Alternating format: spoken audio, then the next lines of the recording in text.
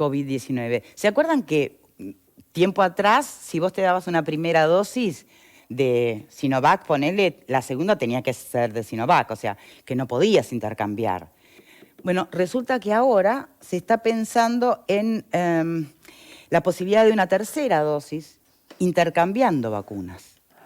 Vos decís, bueno, vamos a mutar, ¿no? O sea, pero no, los científicos saben y saben más y van sabiendo cada vez más a medida que pasa el tiempo. Hoy, por ejemplo, saben que ya hay personas que con la presencia de las dos dosis no tienen anticuerpos aún en el sistema.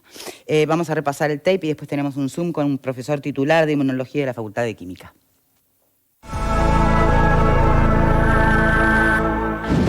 Administrar una segunda dosis de la vacuna de Pfizer a quienes ya han recibido una dosis de AstraZeneca protege frente a la COVID-19 sin efectos secundarios de importancia. Así lo establece un estudio llamado Convivax, realizado por el Instituto de Salud Carlos III en España. Los investigadores reclutaron a 678 personas que habían recibido una dosis de AstraZeneca y que no habían contraído la COVID-19. 442 recibieron la vacuna de Pfizer entre 8 y 12 semanas después de la primera dosis de AstraZeneca. Otras 221 formaron parte del grupo de control y no recibieron ninguna vacuna. Según los datos presentados, la administración de una dosis de refuerzo de Pfizer tras una primera de AstraZeneca es segura, eficaz y ofrece buenos niveles de protección. El ensayo también demostró un buen perfil de seguridad de la combinación, ya que no se registraron efectos secundarios de importancia. La investigación se planteó después de que se interrumpiera en España la vacunación con AstraZeneca en menores de 60 años, al asociarse su uso con casos muy raros de problemas tromboembólicos.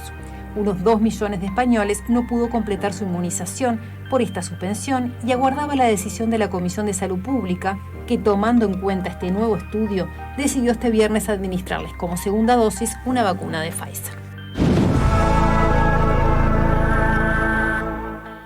Bien, tenemos en este momento el Zoom pronto. Sí, muy bien, entonces le damos las buenas tardes a Álvaro Díaz. Les comentaba, profesor titular de Inmunología de la Facultad de Química de la UDELAR. Muchas gracias por acompañarnos hoy.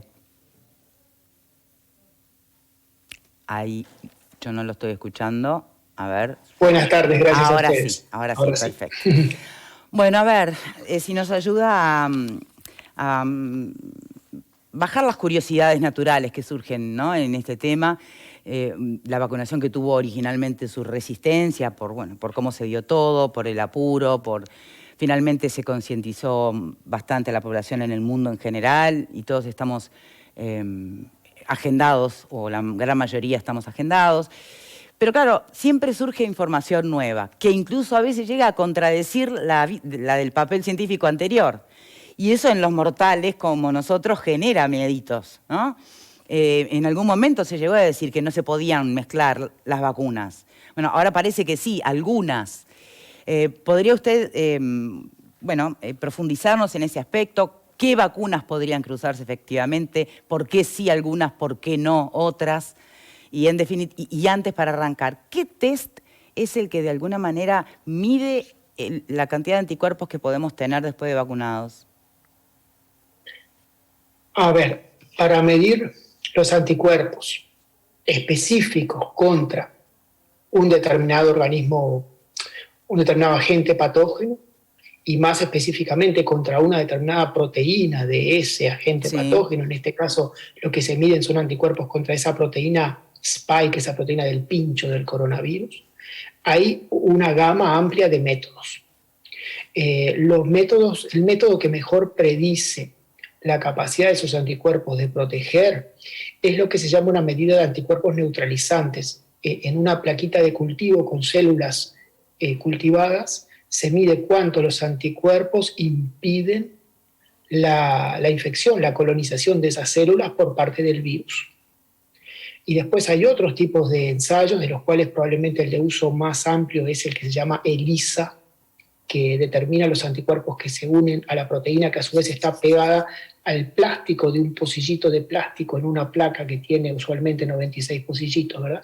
Hay otros tipos de ensayos como ese que también se usan muchísimo para medir anticuerpos, son un poquito más groseros en cuanto a predecir la capacidad de los anticuerpos de actuar contra el virus, pero igual se usan muchísimo. Bien, pero eso quiere decir que cualquier persona puede solicitar para quedarse tranquila de si tiene suficientes anticuerpos después de haberse vacunado, si está inmunizada? Sí, hay servicios ofrecidos comercialmente de determinación de anticuerpos contra el coronavirus, inclusive acá en Uruguay. ¿Sí? Ah, mire, bien. Bueno, y yendo entonces a la eventualidad de cruzamiento de vacunas o de una supuesta tercera dosis. Bien, me quedó una cosita que de pronto está bien decir respecto de lo anterior. Sí. Todavía no sabemos cuál es el umbral, cuál es el número, digamos, en cantidad de anticuerpos en sangre que predice que estamos protegidos, porque una cosa es tener y otra cosa es tener lo suficiente, ¿verdad? Y ese número, ¿verdad? Y la forma, digamos, estandarizada de medirlo, de manera que medido en Uruguay o medido en otro laboratorio de Uruguay o medido en Argentina o medido en Estados Unidos o donde sea, eso sea comparable, a eso todavía no se llegó. Pero se han internado en nuestro país personas con las 2 dosis ya, ¿verdad? Sí. O sea que el umbral, por lo menos de ese pequeño universo, podría tenerse. Sí, pero todavía ese estudio en forma sistemática no se ha hecho, no se ha completado. Digamos, se están siguiendo los niveles de anticuerpos de la gente vacunada, de la que después resulta que se enferma, de la que no, pero esos resultados todavía no están. Bien, ¿verdad? Bien. Ahora, lo que es claro es que, en particular para la vacuna de Sinovac, que anda más o menos en el 65% de efectividad contra la enfermedad en general, según los últimos datos en Chile, no todo el mundo que recibe esa vacuna desarrolla suficientes niveles de anticuerpos como para no infectarse y desarrollar aunque sea una enfermedad leve, porque si no, la efectividad sería el 100%. ¿Y de qué depende que desarrollemos o no los anticuerpos necesarios? Bueno, depende en primer lugar de la vacuna. Sí, pero pensando en la Sinovac, ¿no? Que a mi generación es lo que más nos tocó. Sí.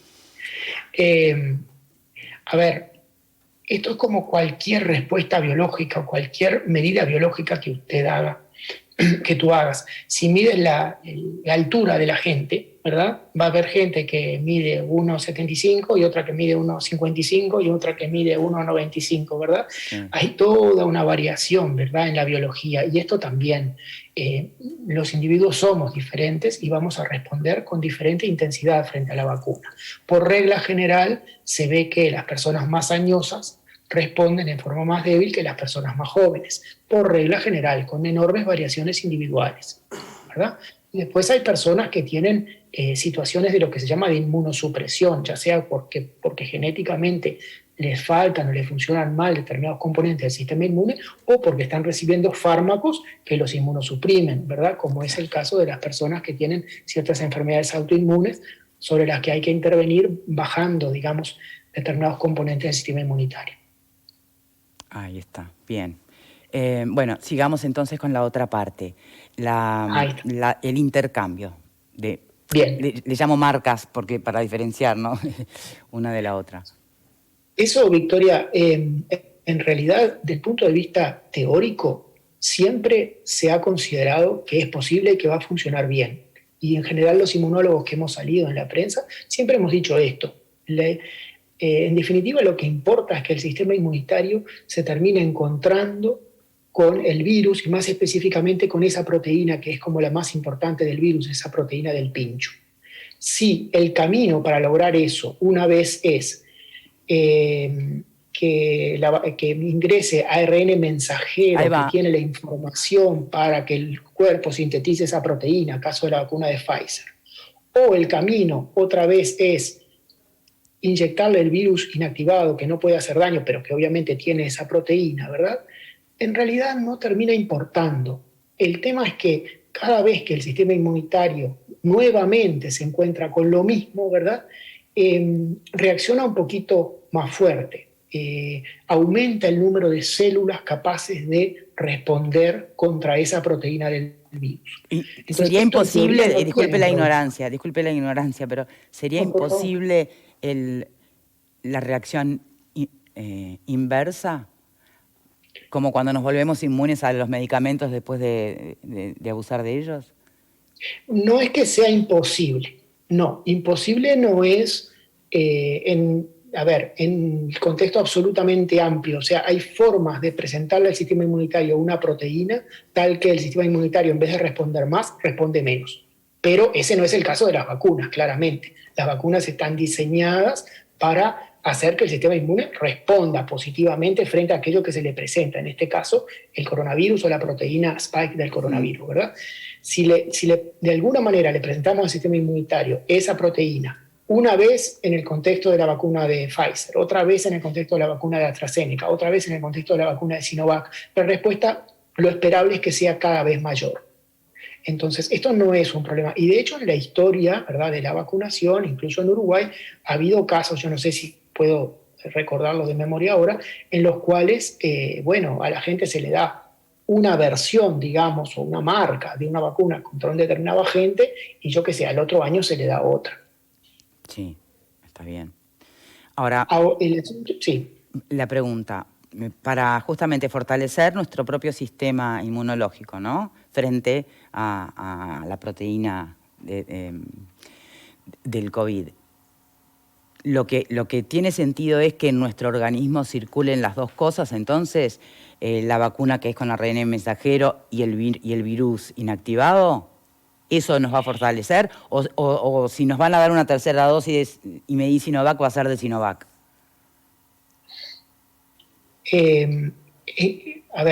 No es que circule, digamos, o sea, cada vez que usted se vacuna, digamos que tú te vacunas, durante un tiempo y localmente está presente esa proteína de tal manera que el sistema inmunitario responda. La idea es que el sistema inmunitario la vea en forma repetida para responder cada vez mejor. En principio, es indiferente que la vea a consecuencia de un tipo de vacuna o de otro tipo de vacuna. En principio y en teoría va a responder más a exposiciones repetidas frente a esa proteína, independientemente de que sea el mismo tipo de vacuna dos veces o sean vacunas cruzadas. Esa es la teoría. Ahora, en la práctica había que ver cómo funcionaba. Una cosa es que usted en teoría prediga algo y otra cosa es verlo que en la práctica funciona, que no hay problemas, etc. Bien, y en la práctica, ¿dónde se registraron estudios en la práctica? Y en la práctica, yo sabía que había un estudio en curso en Reino Unido, todavía no he visto los resultados de eso. Ahora surgió esta noticia que ustedes resumieron ahora, que entiendo que es de un estudio en España, ¿verdad? En general son estudios donde se están cruzando las vacunas que más se usan en el primer mundo. Pfizer, AstraZeneca, Moderna, y también hay un estudio de cruce con Novavax. Lo que nos están faltando son estudios de cruce que incluyan la vacuna de Sinovac, que es lo que a nosotros de pronto en la práctica más nos va a importar. Porque entre esas que usted nombró, están de los dos tipos, ¿no? La de que te inoculan el virus inactivo y la del ARN mensajero, están de las dos, ¿no? Claro, en esas cuatro que yo mencioné hay dos de ARN mensajero, que son Pfizer y Moderna. Hay una que es de vector adenoviral, que es AstraZeneca, y hay una que tiene la proteína purificada, digamos, del virus, que es la vacuna de Novavax. No hay una ahí con virus inactivado, que es el caso de la vacuna de Sinovac. No quiere decir que no va a funcionar, seguro que va a funcionar. Pero precisamos ensayos clínicos que en concreto nos digan cómo funciona. Y esos ensayos clínicos para el cruce, digamos, por ejemplo, Pfizer-Sinovac o AstraZeneca-Sinovac, yo por lo menos todavía no los conozco. Quizá estén en curso en algún lado, pero todavía no tenemos resultados. Los resultados de tales ensayos clínicos serían los que al sistema, digamos, de salud uruguayo le habilitarían a, concretamente poder hacer ese cruce. Pero a priori, otra vez, no debería haber ningún problema. Bien. ¿Existiría algún tipo de examen? Yo entiendo que ahora, en este momento y en este contexto, con el objetivo que es la inmunidad de rebaño, no hay tiempo, pero ¿podría haberse estudiado organismo por organismo para anticipar cuál de las vacunas habría hecho un efecto de mayor resistencia o respuesta inmunológica que otras? A ver, no sé si entiendo la pregunta. ¿Organismo por organismo sería Persona a persona persona, por persona? sí, persona por persona. Cada uno Como ver, tenemos un ADN particular, con configuraciones particulares. Bueno, capaz que a mí, con mis debilidades, me haría más efecto tal vacuna. Y al de al lado, otra. en teoría podría ser, pero sería extraordinariamente largo, ¿verdad? Mm. Y complejo. No es como el camino más práctico. No, El no, camino más está claro que no. práctico Simplemente para es saber, hoy ¿no? por hoy, el camino más práctico es hoy por hoy. Para aquellas vacunas que han probado una efectividad contra la infección en general o contra la enfermedad en general Mm. mediana, no alta, en el caso de nuestro país sería la vacuna de Sinovac, ir a dar refuerzos de manera que, bueno, la respuesta se haga más fuerte. Y además nosotros acá tenemos el problema de la variante P1, que en términos de los anticuerpos aparentemente escapa hasta cierto punto de los anticuerpos generados por vacunación o por infección previa con la versión, digamos, convencional del virus, la que estuvo al principio. Entonces, por esas dos razones superpuestas, sería muy deseable que nosotros en algún momento pudiéramos recibir refuerzos de la vacuna que además estuvieran actualizados, dirigidos contra esa variante P1. Bien. ¿Cuándo va a dar tregua a este virus? Es complicado porque primero es un problema mundial y el mundo no está bien organizado, como sabemos. Entonces, en el África, ¿cuántas vacunas se están dando? ¿Cuándo va a ser posible erradicarlo a nivel mundial con el nivel de desigualdad que hay en el acceso a las vacunas? Ese es un problema. En la medida que el virus sigue circulando entre gente no vacunada, pueden seguir apareciendo variantes que nos complican. Después, si vamos al caso de Uruguay, bueno, en realidad en Uruguay ya tenemos algunos indicios positivos. Aparentemente la velocidad de ingresos a CTI está disminuyendo. Y en eso podría estar influyendo la vacunación. Probablemente está influyendo ya la vacunación. Porque, a ver, hasta ahora hablamos mucho de los anticuerpos. Pero los anticuerpos que uno mide en sangre predicen la capacidad del cuerpo de rechazar, digamos, la entrada inicial del virus, la colonización inicial del virus. Pero hay otras capas, digamos, de la respuesta inmune, hay otras barreras más adentro. Aun cuando el virus ingresa y coloniza nuestras células, y de pronto los niveles de anticuerpos que tenemos no son buenos, se ponen en marcha allí, si nuestro sistema inmune está bien, y mucho más si estuvimos vacunados, otros mecanismos de defensa que van a ir y atacar a las células colonizadas por el virus, destruirlas de una manera segura, y en definitiva nos van a curar. De ahí que se habla de que no vas a dejar de contagiarte, pero no vas a tener una expresión o manifestación grave de la enfermedad. Ahí está, ahí está. Entonces, en particular para la vacuna de Sinovac, con lo que sabemos que es fragmentario, que es incompleto, lo que se puede predecir es que va a dar una protección mediana, no sabemos qué porcentaje va a ser en la práctica con la P1 y todo esto, contra infectarnos, pero que igualmente va a dar una protección buena, del orden del 90%, contra desarrollar un COVID severo. Entonces, lo que yo he dicho en algún otro lado es, ahora en los próximos meses podemos esperar que la tormenta amaine, en el sentido de que esta terrible tormenta de ingresos a CTI y fallecimientos por COVID probablemente se empiece a ver que afloje. Pero una vez que amaine la tormenta nos puede quedar una llovizna y viento durante meses, que sería la continuación de la circulación del virus, aún entre alguna gente vacunada, con casos leves y moderados. ¿Usted qué cree del famoso pase verde que está en estudio? Porque en realidad vio que se habla de que, bueno, para el ingreso a espectáculos públicos, capaz que hasta un restaurante, ¿no?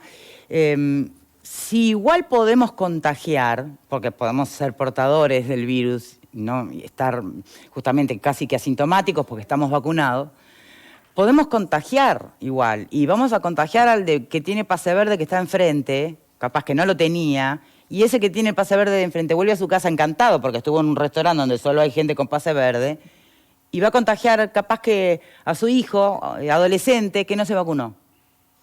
Sí, esto no es blanco o negro. O sea, con cualquier vacuna que estemos vacunados con las 2 dosis y pasados 15 días de las 2 dosis, vamos a tener menor probabilidad de infectarnos. Y si nos infectamos, posiblemente vamos a tener menor probabilidad de contagiar a otros. Entonces, hay una protección parcial. Lo que pasa es que esa protección justamente es parcial, no es total. Entonces, no tenemos que pensar que por tener 2 dosis de la vacuna somos inmunes totalmente y no podemos contagiar a nadie. Y en ese sentido, lo del pase verde, bueno, hay que analizarlo con cuidado. Yo no sé si me siento en capacidad y con la perspectiva y el conocimiento de todos los factores que juegan acá como para decir esto sí, esto no, ¿verdad? Porque ahí hay que balancear cosas que son de tipo epidemiológico. Yo no soy epidemiólogo, soy inmunólogo básico, y hay que balancear cosas que son en definitiva económicas también, ¿verdad? Pero si usted me dijera, la persona con 2 dosis de vacunas, con las vacunas que están usando en Uruguay hoy y con el ingreso del AP1, es una persona de la cual uno puede tener la tranquilidad de que no va a contagiar, yo le digo no, eso no podemos decir. Bien, esa información, por favor, la tenemos que grabar a fuego.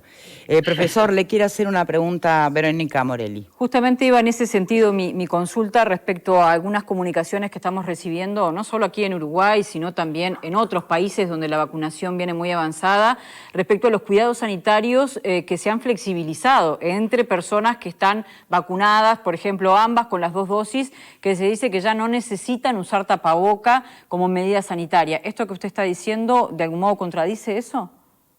Y sí, lo que yo estoy diciendo contradice eso y va en línea con lo que ha dicho gente quizá más autorizada, como el infectólogo Julio Medina, gente del GACH, incluyéndolo a él, que no debemos aflojar todas las medidas de cuidado por el hecho de tener 2 dosis de las vacunas. No debemos. Estamos en una situación epidemiológicamente muy complicada todavía en Uruguay. Tenemos todavía mucha gente no vacunada. Bueno, las vacunas no son 100% efectivas, como ya dijimos, entonces tenemos que seguir cuidándonos. Esto es difícil y no tenemos que, entre comillas, darle changüí a la pandemia. No podemos darle changüí. Bien. O sea, tenemos que apretar con las medidas de distanciamiento social, tenemos que vacunar a toda la gente que sea posible vacunar. Y además, el día que, esté probado a nivel de ensayos clínicos, que una tercera dosis de la misma vacuna o de una vacuna cruzada, no importa, aumenta la protección contra la infección en general y contra el contagio, y sobre todo el día que aparezcan vacunas actualizadas para la variante P1 y para otras variantes de pronto de preocupación, deberíamos pensar en también dar una pasada con refuerzo con esas vacunas también. Pero ya se están dando terceras dosis. Uruguayos, por ejemplo, que viajaron a Estados Unidos, ahí te dan la Pfizer en el aeropuerto. Consultaron a su médico de acá, los dos con, estas personas con Sinovac, ya las 2 dosis, ¿no? Consultaron a Montevideo, a su médico, a ver si podía darse la Pfizer, y sí, y ahí quedás hecho un roble. Van a mutar, pero no sé. Claro, pero no es lo que está ocurriendo a nivel de salud pública en Uruguay. No es la política de vacunación. Estoy pensando en lo que tenemos que hacer nosotros para terminar, porque me preguntaron cuándo va a dar tregua esto. Claro. O sea, yo decía, bueno, la tormenta va a mainar, la tormenta fuerte. Pero nos va a quedar mientras no viajemos a Miami, no vamos a tener la duda. Nos va a quedar esa llovizna y viento después de la tormenta, posiblemente hasta que no reforcemos un poquito más la inmunidad en relación a lo que habrá que hacerlo eventualmente. Sí. A ver, profesor, le quiere preguntar a Alejandro. Álvaro, buenas tardes. En el contexto que estás diciendo, que una vez más deja en claro, me parece, que muchas cosas aún no las tenemos claras y que constantemente nos estamos haciendo preguntas todos, no el Uruguay, la humanidad entera. En ese contexto creo haber leído ayer o antes de ayer que el doctor Sabio manejó algo que recién señalaste, justamente acabas de señalar, a propósito de una tercera dosis, pero agregó algo más, que no descartaba la idea de que la vacuna COVID forme parte de una práctica anual que sí o sí deberíamos recorrer, digamos, desde ese lugar, del mismo modo que nos pasa con la gripe, para poner un ejemplo, ¿no? Claro. Del mismo modo, preguntarte si este es el escenario al que ya deberíamos ir preparándonos. Una tercera dosis y además año a año vacunarnos contra el COVID. Ok, ahí yo distingo 2 cosas. Una cosa es una posible tercera dosis, digamos, el cerrar, llegar a esa inmunidad colectiva, esa famosa inmunidad de rebaño en Uruguay, hacia fines de este año o hacia principios del que viene. Eso es una cosa que me parece que va a ser necesaria para que el virus no siga circulando, aunque sea a nivel de infecciones leves. Otra cosa después es la actualización anual, digamos, o bianual o trianual, parecida a la que se hace en el caso del virus de la gripe. Eso va a depender de qué velocidad de generación de variantes en el futuro, digamos, tenga este virus. Y eso es difícil predecir. Se han generado bastantes variantes en este periodo, pero bueno, es una situación de excepción, es una pandemia. El nivel de circulación del virus a nivel global es gigantesco. Entonces, pero no necesariamente ese nivel de velocidad de generación de variantes se tiene por qué mantener en el tiempo, en el futuro, porque la capacidad intrínseca de este virus de mutar es menor que la del virus de la gripe. Se han generado variantes porque, claro, el virus anda por todos lados, ¿verdad? Se van a generar, pero no es un virus que mute tan rápido como el virus de la gripe. Entonces, no sabemos, ¿verdad? Las grandes compañías farmacéuticas están haciendo propaganda con que van a ser necesarias actualizaciones muy seguido, y eso en parte deriva de un interés económico de su parte. Pero veremos qué tan seguido sea necesario, qué tan seguido surjan nuevas variantes que precisen actualizaciones, sin contar las variantes que ya están en juego ahora, la P1, la variante sudafricana, posiblemente, no sé, la variante de la India, ¿verdad? La variante británica, ¿verdad? Para esa sí va a haber que tapar los agujeros, digamos, claro. Pero más adelante, no sé, posiblemente va a haber que actualizar, pero no sabemos qué tan seguido. Hablando de intereses económicos, y sin entrar en las teorías conspirativas, ¿la ivermectina funciona? Bueno, ahí me sacas de mi zona de la que yo debería hablar, porque eso ya es farmacológico.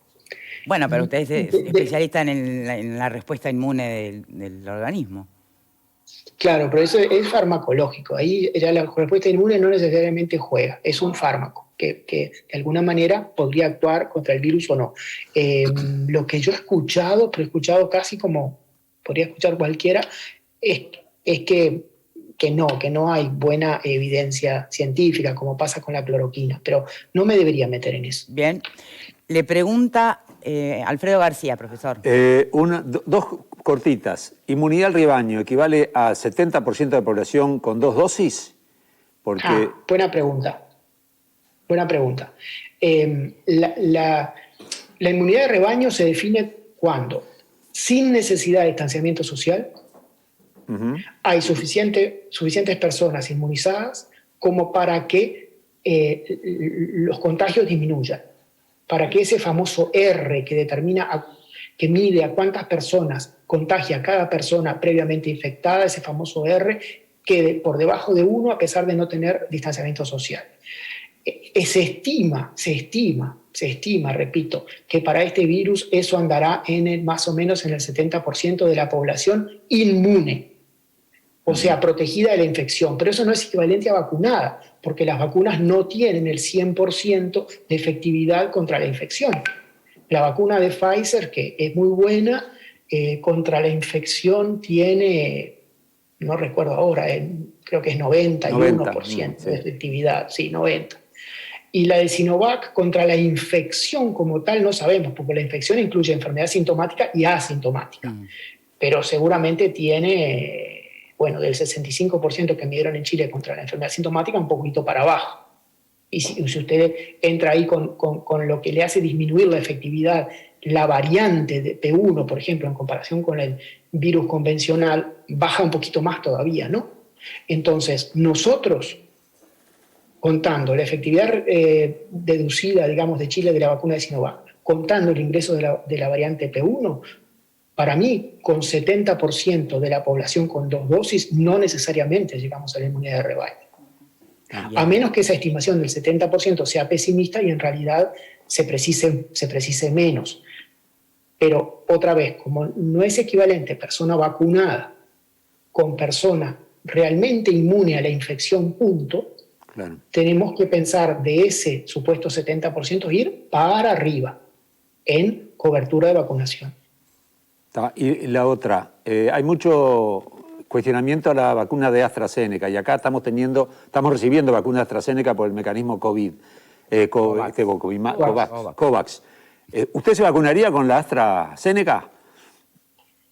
Bueno, yo todavía no cumplí los 60 años, por suerte, entonces estoy en una población que, por lo menos en Uruguay y en muchos países del mundo, en este momento no está recibiendo la vacuna de AstraZeneca. Porque lo que se vio para la vacuna de AstraZeneca es que se dan unos pocos casos, entre 1 y 10 casos por millón de dosis administradas, de unas trombosis, de unos problemas de coagulación adentro de los vasos sanguíneos que son muy graves, son muy poco frecuentes, pero son muy graves. Pero eso se da en la historia de toda la administración de esta vacuna en el mundo, se ha dado solamente en personas de 60 años para abajo, no en personas de 60 años para arriba. Y en las personas de 60 años para abajo se ha visto mucho más en mujeres que en hombres. Entonces, se está reservando la vacuna de AstraZeneca en Uruguay y en otros países para personas de 60 años para arriba. Ahora, si usted me dice, yo me la daría, y sí, si tuviera que dármela, me la doy, porque la probabilidad de tener un problema con ella es muy inferior a la probabilidad de tener un problema con el COVID, que es bastante significativa hoy por hoy en Uruguay. Bien. Quedamos con ese razonamiento. Profesor, muchísimas gracias de verdad por su tiempo. Bueno, gracias a ustedes. Hasta Muy luego. bien. ¿Cuánto todavía por saber, no? Y me pregunto cuánto No hay certeza. ¿cuántos sabrán que tampoco lo dicen por una cuestión de sentido común, porque nosotros, al no ser científicos, no podemos decodificar ciertas informaciones y capaz que nos dicen algo y lo tomamos para el lado equivocado o a la tremenda, ¿no? ¿No tenés esa sensación de que la ciencia sabe más de lo que puede contar? No, yo creo que no pueden decir más, o peor, o no sabe nada. Cambia todos los días, entonces no hay... Creo que son demasiado serios como para decir cosas que no tengan realmente comprobadas. Y como es tan cambiante la situación, me parece que no se animan con razón a decir cosas que no tienen realmente evidencia científica para decirlo, ¿no? Entonces yo creo que desde ese punto de vista, yo tengo confianza en la ciencia, no sé. Sí, creo que en eso no nos queda otra. Claro, pero empecé Además, también, hay que escuchar todo lo que se dice. Pero vos insistís con la ivermectina, se nota que tenés problemas con la ivermectina. Bueno, hay que insistir no, con todo. A ver, yo escucho muchas cosas y Claro. pregunto cuando tengo una fuente certera, ¿no? El segundo científico te dice que no. Bueno, Vamos por la tercera. vamos a seguir, porque muchas veces dijeron que no a muchas cosas y después resultó que sí. Mira, a mí me acuerdo que fui de las primeras en usar tapaboca y la doctora Arteta me dijo de todo, porque la OMS no lo indicaba. Hasta tuve que bajar la foto del celular. ¿Para qué? A la semana la OMS recomendando la utilización de tapabocas. Bueno, pero es que Acá las cosas hay que preguntarlas, no sé. Es que a eso me refería yo cuando le preguntaba al profesor, porque estoy escuchando campañas institucionales donde dicen no uses tapaboca en el único caso en que las 2 personas están vacunadas con la segunda dosis. Eso está saliendo institucionalmente. Entonces me queda la duda respecto a si estamos hablando de que no sabemos quién está inmunizado aún cuando se hayan recibido las 2 dosis y pasaron los 14 días. Tenemos vacunas con distinto nivel de efectividad. ¿Cómo está llegando ese mensaje masivamente? No lo comprendo. Ayer 10 segundos, que estuve en este panel, justamente en un momento apareció ese debate, ¿no? Acerca de la necesidad del estímulo de la vacunación, advertir las ganancias. Pero cuidado con mandar un mensaje que puede ser contradictorio y hasta francamente negativo, en el sentido de creer que entonces, como vos ya tenés las 2 dosis, ya pasaste los 15 días, yo también, podríamos bajar la guardia. Yo he escuchado Pienso gente que puede exagerando generar para una conducta juntarse. un tanto inadecuada para la cual todavía no estamos preparados. Me parece que tenemos que seguir con la guardia en alto desde esa perspectiva. Más vale que sobre y no que falte, Y además, nunca mejor aplicado. Es así unánime. Exacto. La mirada de todos los científicos, el de la vacuna, el médico, el enfermero, todos apuntan a eso. Bueno, me parece que sobre eso no tenemos que mandar mensajes que pueden lucir contradictorios. Hacemos una pausa y ya venimos.